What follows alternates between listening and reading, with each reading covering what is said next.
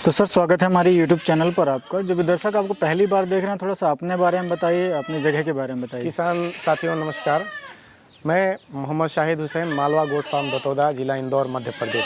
जी sir. दोस्तों, मैं अपने फार्म के बारे में, किड्स मैनेजमेंट के बारे में आपको थोड़ा सा जानकारी देना चाहता हूं। जी जी। कि हमारे यहाँ किड्स का मैनेजमेंट कैसे हम करते हैं। तो आप देख सकते हैं कि हमारे यहाँ किड्स के मैनेजमेंट में सबसे पहले जो फीडिंग है, ये बहुत इंपॉर्टेंट एस्पेक्ट है।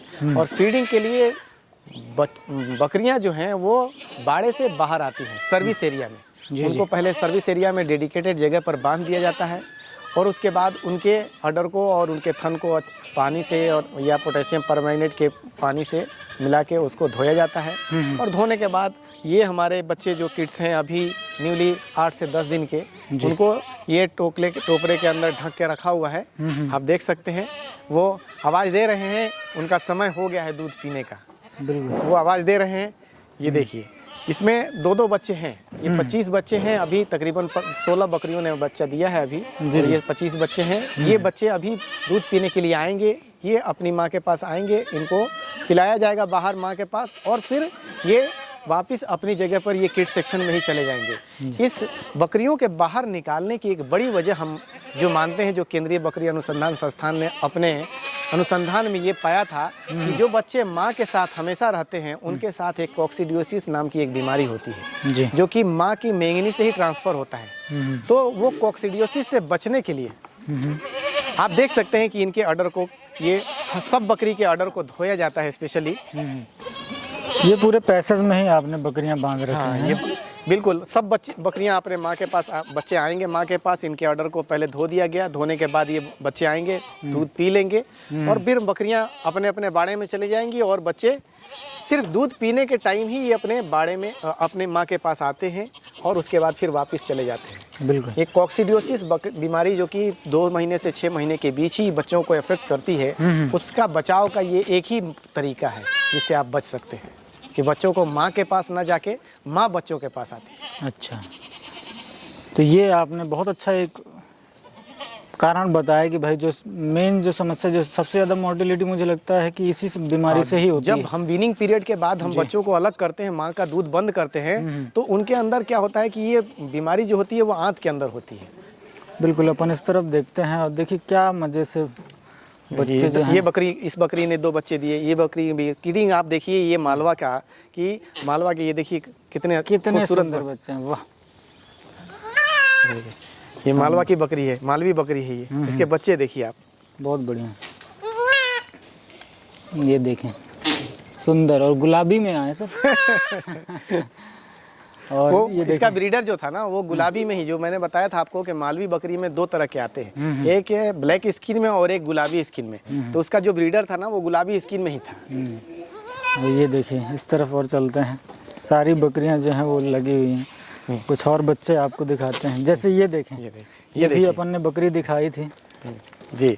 ये आप देखिए, बहुत बढ़िया।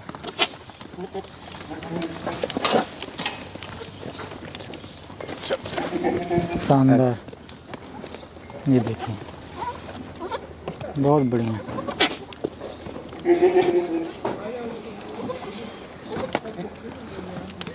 ये सोजत है ना? हाँ, ये सोजत के 2 बच्चे।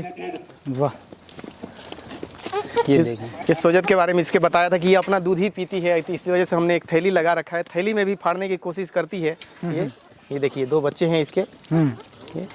और कितने खूबसूरत हैं, बिल्कुल गुलाबी में हैं। बिल्कुल, बहुत बढ़िया।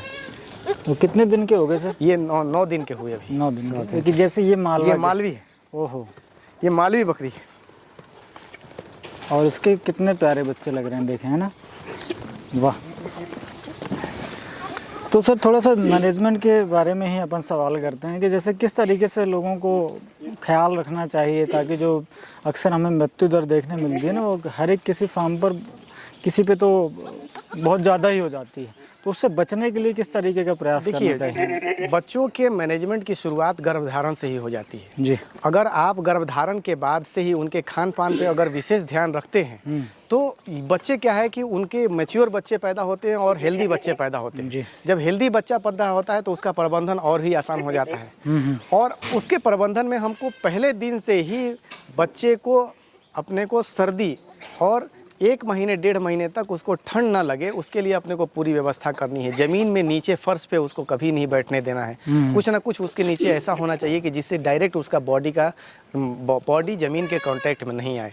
उसके लिए मैंने अलग से व्यवस्था कर रखी है अपने यहाँ पर, जो हम जहाँ बच्चों को ढांकते हैं वहाँ पर मैंने तो अलग से फर्श के ऊपर डायरेक्ट कांटेक्ट ना बनाने के लिए जो हमारे यहाँ मैटिंग आती है, जो हम लोग अपने दरवाज़ों पे इस्तेमाल करते हैं, स्क्वायर में ब्लॉक्स में आते हैं जो जी जी प्लास्टिक के रबर में, उस रबर को हम क्या करते हैं 4 feet by 10 feet 4 feet by 10 feet करके पूरे रूम में हम बिछा देते हैं उसको, और उसके ऊपर से बिछाते हैं हम जूट का बोरा, जिससे क्या है कि वो अगर रात में अगर ढका हुआ है या खुला भी है, अगर पेशाब भी करता है ना, तो वो पानी के कांटेक्ट में डायरेक्ट नहीं आ पाता है। और उससे क्या होता है कि वो कभी भी वो गीला नहीं होता है, उसको ना तो निमोनिया होती है। रही बात डायरिया से बचने के लिए, इसमें 2 ही तरह की बीमारी होती है, एक तो या तो डायरिया होगा या फिर निमोनिया होगा। तो ठंड से अगर आपने बचा लिया तो निमोनिया से बचा लिया आपने, और अगर आप इनको ओवर फीडिंग से बचा लिया तो डायरिया से बचा सकते हैं।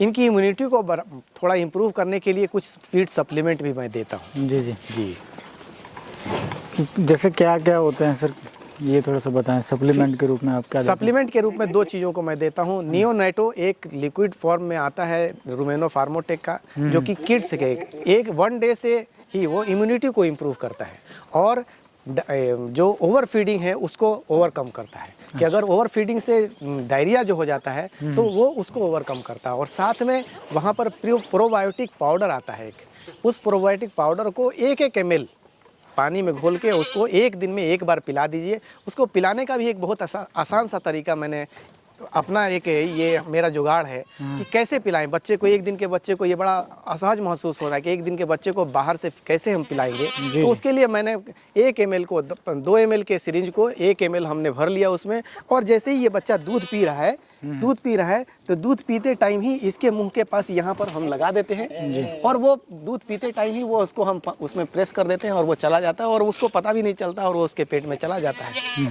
तो इस तरह से हम इसकी केयरिंग करते हैं। बिल्कुल, बहुत अच्छा। तो छोटे बच्चों की देखरेख तो मतलब जो आपने बताया वो बहुत ही ज़्यादा इम्पोर्टेंट चीज़ है। अगर आप कोई भी हमारे जो किसान भाई हैं देख रहे हैं, वो अगर इस तरीके से करते हैं तो जो मोर्टेलिटी रेट है वो बिल्कुल कम कर सकते हैं। आप 0% पे ला सकते हैं। इवन CIRG के अंदर 1 से 2% की मोर्टेलिटी है।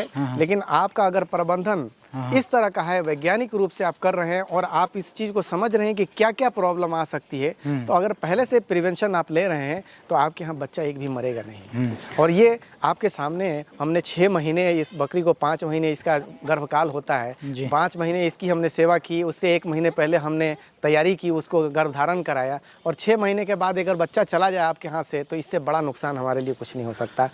अमूमन जैसे 0 से लेकर 3 महीने तक में क्या क्या